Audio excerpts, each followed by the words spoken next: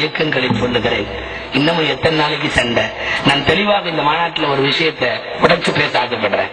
தமிழ்நாட்டில் பாரதிய ஜனதா நகர சபை தலைவராக இருக்கிறது எங்கன்னு தெரியுமா? யாருக்காவது தெரியுமா? சொல்லுங்க. நகர சபையில தலைவரா, சேர்மன் எங்களுடைய சொந்த ஊரில், சொந்த ஊர் மேட்டுப்பாளையம். எங்கள் ஊரிலே நகர சபையினுடைய சேர்மன், 14 பள்ளிவாசல், லட்சத்திற்கு கணக்கில் முஸ்லிம்கள், அத்தனை பள்ளிவாசல்களும் நிறைந்து வழிகிற ஊர். எப்படி ஒரு நகர சபையினுடைய சேர்மன் போஸ்ட்ல ஒரு பிஜேபி பர்சன் உட்கார முடியுது? சேர்பர்சனா? ஆச்சரியம். நீங்கள் கேட்கலாம். ஒண்ணுமே இல்லை. வேட்பாளரை போட்டியிட்ட 7-8 பேர் முஸ்லிம்கள். எல்லாம் ஆளுக்கு ஆளு கூறு பிரிச்சு பிரியாணியை பிரிச்சுட்டு போயாச்சு.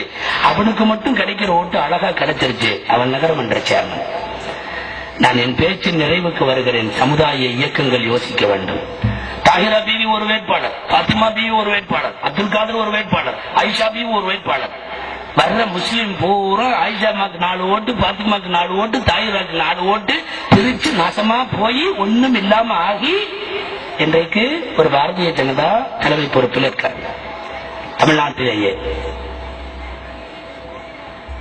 புரிந்திருப்பார்கள் இளைஞர்கள் என்று நினைக்கிறேன். நீங்கள் போடுகிற சண்டைகள், எதிரெதிரிலே நிற்கிற முஸ்லிம் வேட்பாளர்கள், ஒரு முஸ்லிமுக்கு இன்னொரு முஸ்லிமே எதிரியாக அருவாரான வார்த்தைகளை, அவன் அப்படி, அவன் இப்படி, அவனுக்கு இது சம்பந்தம் இல்லை, அது சம்பந்தம் இல்லை, பப்ளிக் மேடையில இத முஸ்லிமை தாக்கி அந்த முஸ்லிம். தயவு செய்து இந்த நாரி போன வேலைகளோடு தமிழகத்திற்குள்ளே வராதீர்கள். ஆரோக்கியமாக ஒரு முஸ்லிம் சமுதாயத்திற்கு ஏதாவது செய்ய முடியுமானால் தமிழகத்தின் மேடைகளில் ஏறுங்கள். மதவாதம் சின்ன சின்ன சந்துகளை கூட பயன்படுத்திக் கொள்ளுவதற்கு முனைப்பு காட்டுகிற இந்த நேரத்தில் நம்முடைய பிரிவினை பலவீனங்கள் எங்களூர் நகராட்சியை போல ஒரு மாநிலத்திற்கும் ஒரு தேசத்திற்கும் வருவது வெகு தூரம் அல்ல. அந்த ஆபத்து நடந்து விடாமல் பாதுகாக்க வேண்டிய பொறுப்பு நமக்கு இருக்கிறதா இல்லையா?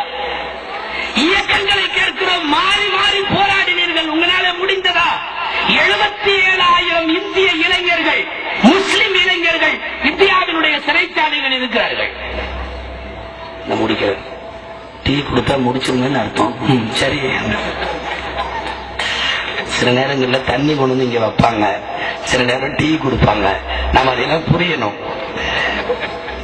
77,000 பேர் இந்தியாவினுடைய சிறைச்சாலைகளுக்கு பின்னாலே இன்றைக்கு வரையும் விசாரணை இல்லாமல் கூட இருக்கிற நிறைய பேர். 13 வருஷத்துக்கு பின்னாடி கொஞ்சம் பேர்த்து கூப்பிட்டு உங்க மேல ஒன்னும் நிரூபணம் ஆகாதனால நீ வீட்டுக்கு போன்னு அனுப்பிச்சுட்டான். எப்போ? 13 வருஷத்துக்கு பின்னால. மௌத்தா போன தகப்பனாரை நீ கொண்டு காட்டுவியா? தாயாரை கொண்டு காட்டியா? வாழ்க்கையில விட்டுட்டு போன இளமையை நீ திரும்ப தருவியா? 2 வயசு குழந்தை 15 வயசா நிக்குது. இதனுடைய வாலிபத்தை திரும்ப போக சொல்ல முடியுமா? குழந்தைய பேக்ல போய் நீ தவழுன்னு சொல்ல முடியுமா? நீ நடன்னு சொல்ல முடியுமா? நடவண்டி ஓட்டுன்னு என் பருவ பெண்ணை சொல்ல முடியுமா? 13 வருஷத்துக்கு பின்னால குற்றம் இல்லைன்னு ஈரிறக்கம் இல்லாமல் விடுதலை செய்கிறானே. நான் கேட்கிறேன், 77,000 பேர் சிறைகளுக்கு போனார்கள். இன்னமும் அந்த சிறை கம்பிகளுக்கு பின்னால் தினந்தோறும் கண்ணீரோடும் சிறை கம்பிகளுக்கு பின்னால் முசல்லாக்களோடும் தொழுது கொண்டிருக்கிற அந்த வாலிப சமுதாயத்தின் சமூக அக்கறை இன்றைக்கு எத்தனை பேருக்கு இருக்கிறது? நாம் உட்பட அத்தனை பேரையும் நான் கேட்கிறேன். ஒரு பாரத பிரதமரை கொலை செய்கிறார்கள். மாறி மாறி இயக்கங்கள் போராட்டம் நடத்துகிறது. வேகமாக தீர்ப்பு வருகிறது. தீர்ப்பு தூக்கு தண்டனை ரத்து செய்யப்படுகிறது, ஆயுள் தண்டனையாகிறது. மாநில அரசை நோக்கி அதிகாரம் திருப்பப்படுகிறது. மாநில அரசு ரத்து செய்கிறது. இதுவெல்லாம் மாறி மாறி ஏராளமான அரசியல் இயக்கங்கள் வீதிக்கு வந்து குறிப்பிட்ட அந்த 3 பேரின் தூக்கை நிறுத்தியாக வேண்டும் என்று பார்லிமெண்டில் பேசினான், சட்டமன்றத்தில் பேசினான். தவறு என்று சொல்ல வரவில்லை. அது சம்பந்தப்பட்ட பச்சாதாபங்களையும் பரிதாபங்களையும் விமர்சிக்கிற சூழலில் நாங்கள் இல்லை.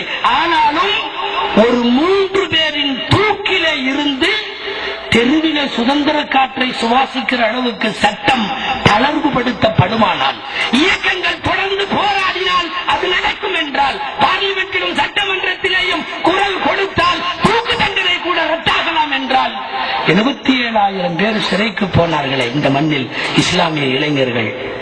நான் மாறி மாறி கேட்கிறேன், இயக்கங்களை கேட்கிறேன், அரசியலில் உள்ளவர்களை கேட்கிறேன். அரசியல் கட்சிகளுக்கு பின்னாலே சுமார் 40 வருஷமாக இந்த தமிழகத்தில் பயணப்பட்ட எல்லா தலைமைகளையும் வைத்து கேட்கிறேன், ஒரு முஸ்லிம்களை இந்த மாதிரி வெளியே கொண்டு வர முடியாதோ? பாரத பிரதமரை கொலை பண்ணதை விட மோசமான குற்றத்தை ஒருவேளை முஸ்லிம்கள் செய்திருப்பார்களோ? இல்ல கொஞ்சம் யோசிக்கல.